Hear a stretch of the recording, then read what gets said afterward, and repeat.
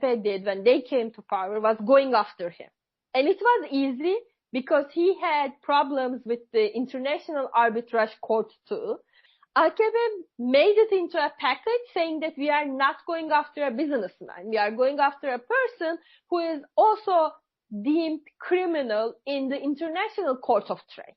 So the problem here is, yes, maybe Cemuzan was not a good trade person, not a good business person. Maybe he was a problem for the overall trade environment, but there should be fair trial.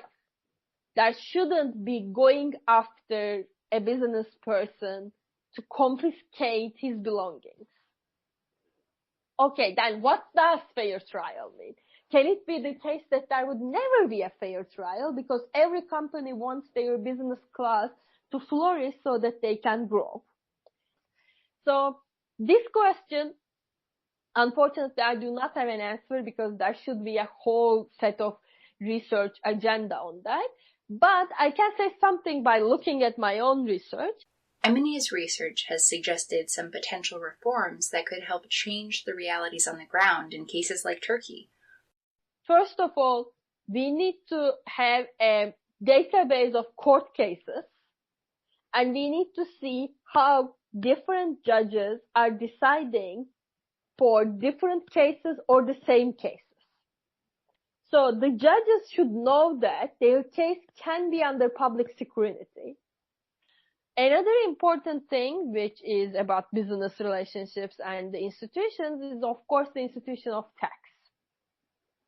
So I think the whole idea of wealth tax and taxing efficiently all boils down to the fact that if the state tax people efficiently, then the people are going to ask the state, how are you using this tax money?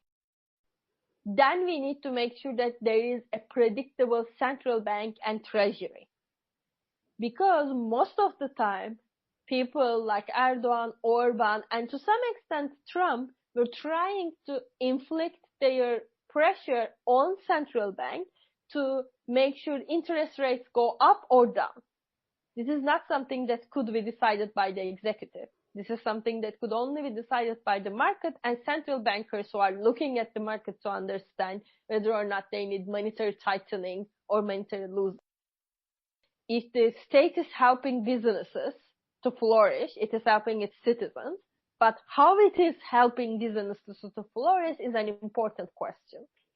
So, and the best way the state can help business to flourish is to have a very sound fiscal system, very sound tax system, and very sound judiciary. So I have to ask about the long-term implications in Turkey's case particularly. What do you see happening?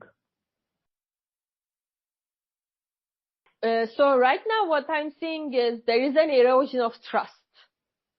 My long-term fear for Turkey or any country which has neo-patrimonial relationships is the erosion of trust, which is important also for investment because you need social trust for people to invest and to have business relationship with other individuals.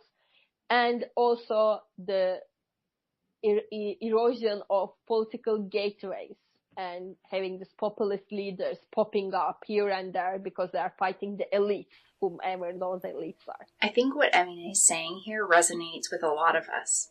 When citizens see rich business leaders in secret dealings with political leaders, or even if there's the suspicion that these connections and dealings are happening without the public knowing, it's hard to have trust in your democratic institutions.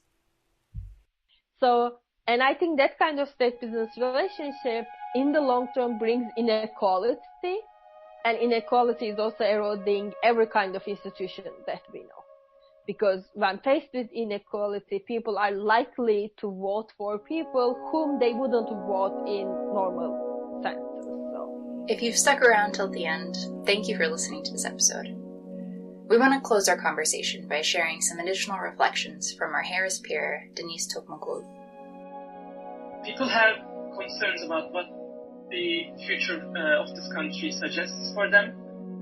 There are things that actually attacks the very founding principles of the secular democratic Turkey. in my personal experience, me and my friends, my family, and my surrounding is kind of concerned, very concerned about what is going on. Now we have more hope for the future, and we think a Turkey without Erdoğan can be real, but still hint with a lot of things that will take a long time to change to the basis of the country. The opposition was very weak up until now. Like, there was no good alternative to Erdoğan who would be able to consolidate people behind him, and no charismatic leader as well. But right now he seems that he's losing his eloquence upon the masses. He has started to make mistakes that he didn't do at the time. Also, the opposition is gaining momentum. They're getting stronger. I think they were able to adopt the strategy of representing masses in a greater perspective.